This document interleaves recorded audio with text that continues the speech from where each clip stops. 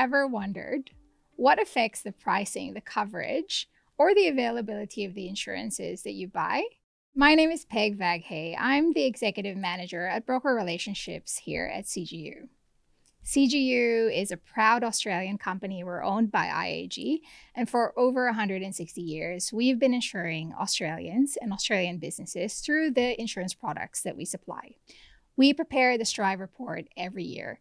This is our third edition, and we really prepare the Strive Report so that we can coalesce all of the social, environmental, and economic factors that affect the insurances that you buy. Our aim is to make it really easy for you to unpack the reasons why your insurance might change and maybe help you prepare for the conversations that you're going to have with your broker or your insurers if you're coming up for renewal.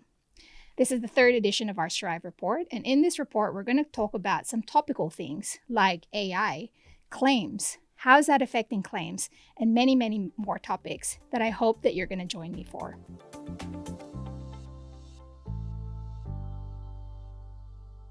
Thank you for joining us today. We're going to be talking about motor fleet, but with an EV twist. And for that, we're going to be welcoming Peter Divjakinja, our motor risk manager at CGU. Peter is a passionate expert in this subject matter, and so I'm really looking forward to uncovering the lid of EV fleets with you. You're currently studying to be a PhD in sustainable mobility. Is that right? Yeah, that's it. Wow. I've taken a big plunge into the academic world again, as well as working. So it's really exciting. It's an opportunity to really understand what's going on in the world of sustainability. And it's so topical and applying it to the workplace too. Well, congratulations to you, one, for finding the time to do it, but also to applying your work and your passion to your studies. I am so interested to dive into some of the stats that I've been reading, and I read a lot of research and papers about EVs. I think you were sharing some stat with me about how many studies get conducted. Well, part of doing a PhD, you start off by completing what they call a literature review. And I have an alert that comes up that shows me all of the current content that's being created internationally on the topic. And it can be anywhere between 20 to 30 articles. And we're not talking about 2 or 3 pages. We're talking about multiple words, multiple pages of content on the topic of electric vehicles. I read a lot of studies about electric vehicles. At the first half of 2024, EVs made up about 8% of the new car market in Australia. Is that a stat that resonates with you? Yeah, I think it was right at the start of the year. That number's progressively gone down over the last few months, and it's not because there isn't a motivation to purchase EVs. It's more around the price point. I think there's a lot of volatility around the price point that's being introduced with more models coming into the market, changes by current manufacturers. If you look at the likes of Tesla, for instance, they had a significant reduction in the price of their vehicles. So there's people that are still quite eager to become a contributor to the reduction of emissions, but they're a little slower in the take up. So there's a lot more consideration in that process. Well, like me, I personally don't have one at the moment, and I'm concerned about range anxiety, for example, or the cost of it. Apparently, range anxiety is a real thing. Yeah, range anxiety is absolutely a real thing. I've personally experienced range anxiety in the first 3 to 6 months of the EV that I drive. And the range anxiety really is about, you're not used to the planning process. When you take a petrol vehicle, you think or know that there's a petrol station everywhere you go, whether it be regional. And what I'm referring to is the regional driving. City driving, I think EVs work really well. When it starts to become long distance driving, that's when it becomes a bit of a challenge around range anxiety. What you need to understand is it requires a plan. You need to plan ahead. It's something that we're not used to. So that's a change in behavior. And the other part, and I guess like that's only going to improve as more infrastructure comes in, because you've got to plan so meticulously if you don't know when the next charging station is going to be. Yeah, absolutely. Look, the infrastructure is certainly a long way from being right. I think everybody is aware of that. You do need to plan. You need to also understand that other people have got the same plan. So if you are anticipating that you're going to charge at a particular location, there will probably be other people planning that as well. So your breaks are longer, which in some cases is good because we should be taking breaks every 2 hours on long distance driving. But sometimes those breaks can go from a 15-minute charge time to a half an hour to a 45-minute time because you've got a half an hour wait time. So all these things are progressively improving.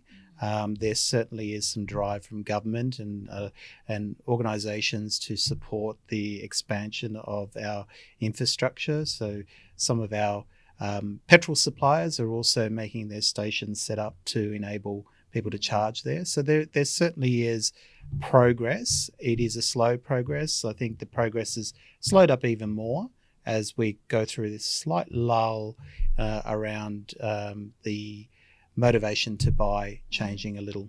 Yeah, and I think one of the myths that I hear, one is obviously range anxiety. The other myth that I hear is about how much difficult it is to drive one. Is that true? Well, Too, yeah, or it's a different beast. yeah. The one thing that's quite a significant difference is the acceleration in an EV comparative to a petrol vehicle. But the risk associated with that is around takeoff time, your reaction time being too fast, someone coming across the road, someone turning late, all those sort of things. So there's an increase in risk factor around potential incident with that sort of power. And one of the biggest things around that level of power is just the understanding of it. And there really is a piece around education. And that, if I talk specifically around fleet clients, when it comes to things around procurement, perfect. They're considering their emission targets. They're considering the vehicle whole of life costs. They're considering the utilization of that vehicle. The one factor that needs a little work is around the driver training and understanding of that technology. I know that you see a lot of fleets at CGU. What is it like when you see some fleets? Are you seeing a lot of transitions to electric vehicle fleets? I think we find most organizations are looking at it. If I was to put a figure on the number of electric vehicles in a fleet, it's around 5%. So they're doing their due diligence. They're looking at the vehicle, the suitability of the vehicle, the types of vehicle. It's not always just driven by cost. It's can the job be done? Can the deliverable It's like of a that fitness for purpose Yeah. for those industries. Yeah, absolutely. Yeah. So there is that component being looked at. The one component that I always think is missing in most organizations, and even with petrol vehicles, is looking at the safety component of the vehicle. Yes, we have 5-star ANCAP rated vehicles, and that's never a problem. Most organizations do tick that box and make sure they have a certain standard. It's the understanding of the functionality of the vehicle itself. Yeah. I also hear quite a bit about adoption, a barrier to adoption being the battery life. One of the reasons why I get told not to buy an EV is because the resale value of it is going to be much worse than if I bought a traditional combustion vehicle. Is that a myth as well that you can? I think at the moment, with the volatility of the price of EVs, it's not so much a myth. I think that the resale value of the vehicles is a bit unknown, but that will start to rationalize itself out and sort of come to a neutral position once that price point is determined. And I think that we're still getting that supply coming in and the demand. And if we go try to find that cross section where the price should be, it's an unknown. There's so many contributing factors. So if I was a fleet owner and I am considering transitioning into EVs, what would be your advice to me? I think it's a matter of creating a project plan as such, and that is understand your purpose, and that purpose does not just have to align to emission targets. We all have a focus on social responsibility. We all have a focus on sustainable mobility. Those are very important, but we also need to consider the fact that we need to operate our businesses. We need to operate those businesses cost effectively. We need to consider the implications on our people as well.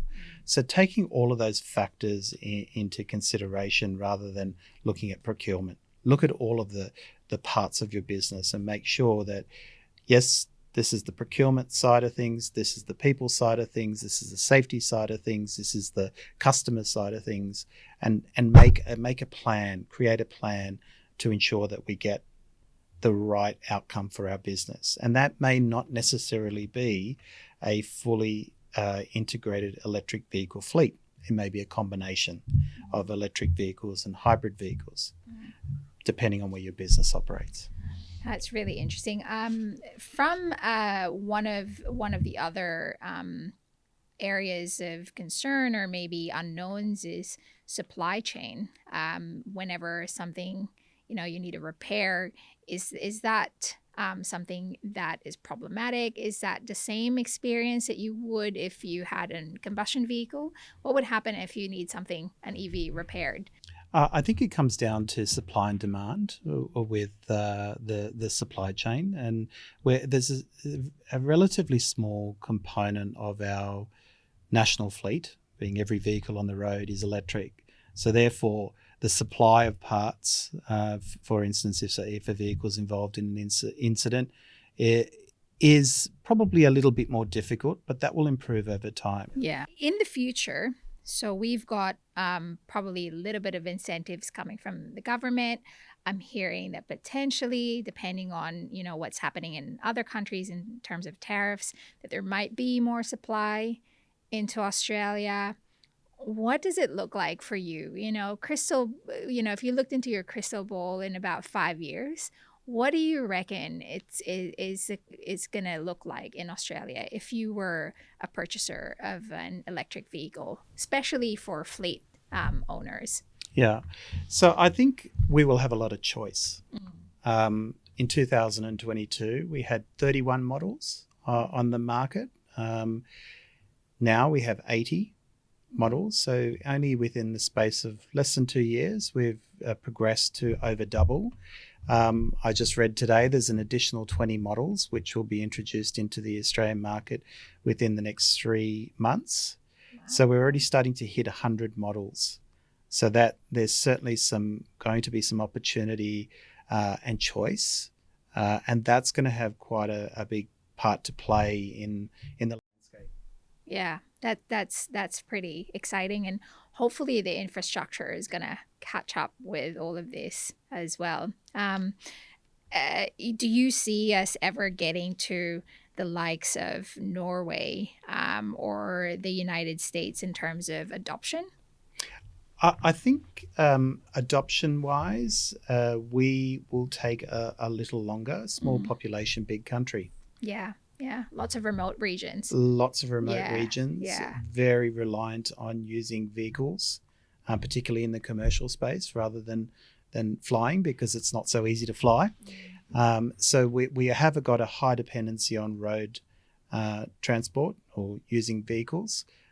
So I think we will slowly, progressively make our way to the likes of Norway, but we certainly will. I don't believe we'll ever meet that same level of EV adoption because of our regions and our demographics. Yeah. The one part we haven't spoken about is that combination of hybrid.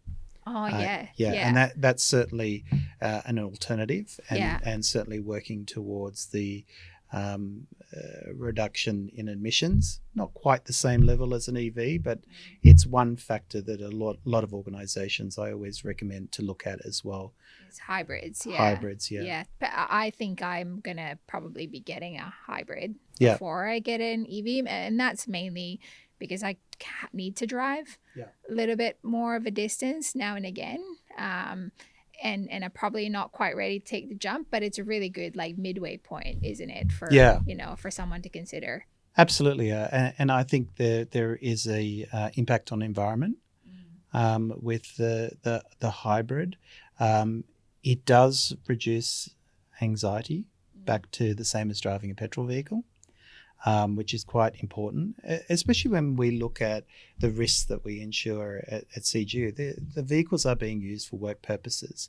People are out doing their jobs, focused on their jobs. There is a lot of drive around cost. Electric vehicles running costs 40 to 70% less on an annual basis. There is a bit of additional cost in getting the vehicle, but if you over time you will find some cost benefit there as well. All right, so we talked a little bit about some of the myths. Is there anything beneficial to driving an EV apart from obviously not having to go to the petrol station? Is there any other significant benefits to driving an EV that people should be aware about?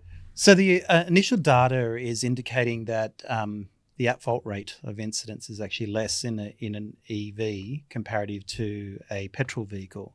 You can align that to the safety features in the EVs that are contributing to that. That's early stages, early days, but certainly when you look at the claims data, it's starting to show a positive trend to less at-fault accidents, which is a great thing. Well, thank you very much, Peter, for sharing all of that with us. I think it's really fascinating about your focus around safety and that training around, really driving a different kind of beast. And hopefully we see more of that continue. I am really looking forward to, some new models as well coming in.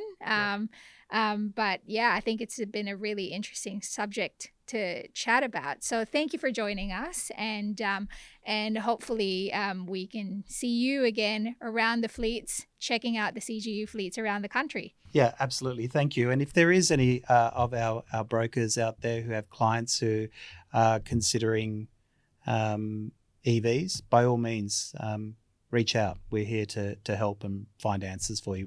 We may not have all of them, but we certainly will support. That's great. Thanks, Pete. Thank you. The Stride Report is a ready reckoner for our customers about all things insurance. So if you want to get your hands on the Stride Report, contact your broker. And if you don't have a broker, please visit the website for the National Insurance Brokers Association to find a broker near you. From all of us here at CGU, thank you for tuning in, and I look forward to seeing you at the next edition of the Stride Report.